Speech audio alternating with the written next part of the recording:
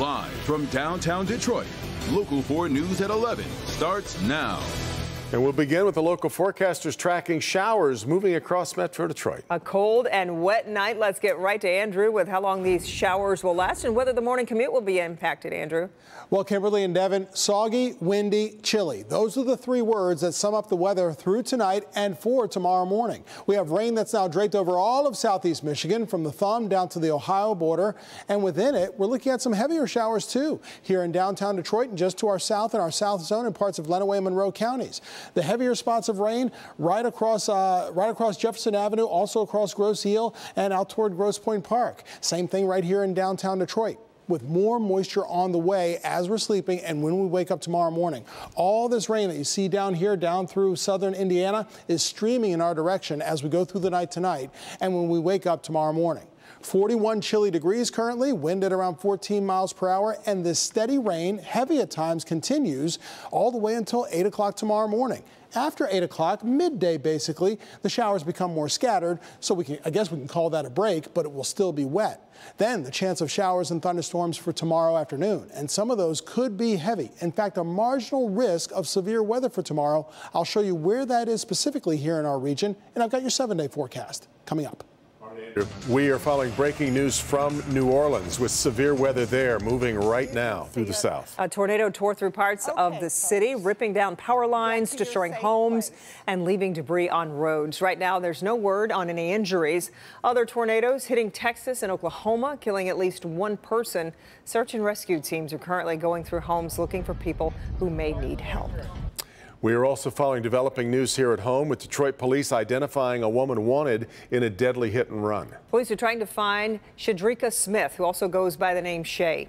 They believe she was driving the car that intentionally hit and killed a mother on Detroit's east side Sunday night. The attack happened on Manning Street near 7 Mile and Hayes. The victim was identified as 40-year-old Tiffany Watson Vance. Anybody with information can contact Crime Stoppers. That number is 1-800-SPEAK-UP. All right, now to the big announcement that's going to help thousands of people impacted by the flooding that hit Metro Detroit last June.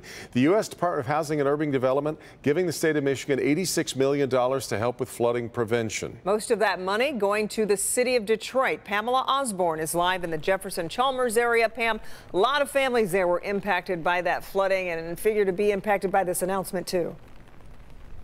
Yeah, and here's what they're hopeful for on this particular stretch of Ashland. They're really wanting to see some of those dollars go towards rebuilding the seawall here that goes alongside the canal. People living in these flood-prone communities, they are hopeful this money means a solution that will keep them and their belongings in their homes no matter how hard it rains. Ours were up to the roofs and water. You know, in the houses, basically just sewage backs up in the houses. Jefferson-Chalmers is one of those neighborhoods that's ended up underwater more than once. This was last summer. It's not only happening to me, but it's happening to my neighbors. And I mean, we've lost a lot. To say residents are fed up is an understatement. One thing after another, it's like every time I'm ready to work on something, I'm constantly spending thousands on cleanup from these floods. Scott says the temporary fix to those problems is causing more damage to his property, particularly the seawall. He was interested to learn about a new $57.5 million grant the city received for flood prevention and recovery. Help is on the way. It's not going to all happen overnight. But we do have the dollars to put a fix to the problems that they've been experiencing in the past. Gary Brown with the city's Water and Sewerage Department hopes those federal funds will help move projects along. I mean, we have more projects that are in the engineering and design phase to help reduce flooding of homes and to rebuild our infrastructure. Starting April 1st, the city will start installing backflow prevention valves to keep water out of basements. The hope is with these new dollars, they can quickly get to all 11 neighborhoods that are prone to flooding. So you may be wondering what's next. First, the city has to come up with a project plan. They're going to be working closely with HUD to see how they can best use these grant dollars, and then it'll be up for public review. And then there's another part of this that's actually pretty exciting. In order to do the work to this infrastructure, that's going to require building the workforce and creating more jobs. Reporting live in Jefferson-Chalmers, I'm Pamela Osborne, Local 4. A lot of good news there, Pam. We appreciate it. Macomb County's upscale Partridge Creek Mall is already in receivership. Tonight, a new report says it's headed for sale. Mara McDonald live tonight in Clinton Township. And Mara, Partridge Creek still has plenty of foot traffic, but missing two big things. Devin, that's right. Two very big things. Take a look behind me. You can see the darkness over there. That is anchor tenants. The mall is missing two anchor tenants, so the bookends are empty.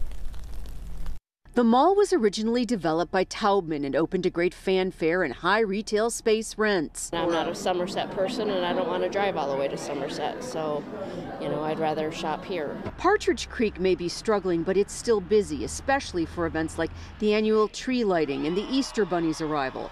But since it was bought by Starwood Capital Partners at the height of the market, it's lost its two anchor tenants. A pandemic hit, and brick and mortar retail in many cases is struggling, and the owner has defaulted on the mortgage. Clinton Township Supervisor Bob Cannon said the township has offered repeatedly to help. When the stores first were having trouble, the anchors, we went over there and said, we will change the zoning for you. We will do you a PUD. Now a report in Crane says Partridge Creek will be sold while in receivership. The outdoor mall concept does work in Metro Detroit. All you have to do is take a look at the success of the Village of Rochester Hills. Cannon doesn't see why it won't work here too. We're anxious and concerned, but I think this mall is still going to be a big success. Back here live, Partridge Creek is currently being managed and leased by a company out of Syracuse, New York. We called them today. Up until this point, our call has not been returned. We're live in Clinton Township tonight. I'm Mara McDonald, Local 4. A lot of challenges exist. We'll continue to follow. All right, Mara.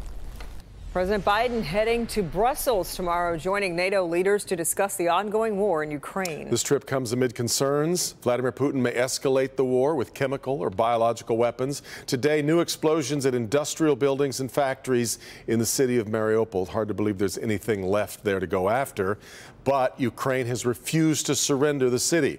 In Kyiv, Ukrainian forces claim they've retaken a strategic suburb, and that could slow Russia's efforts to surround the capital city. The brave citizens of Ukraine are refusing to submit. They're fighting back. They're defending their homes. They're defending their cities. And although Russia may take more territory in these brutal military operations, it will never take the country away from the Ukrainian people.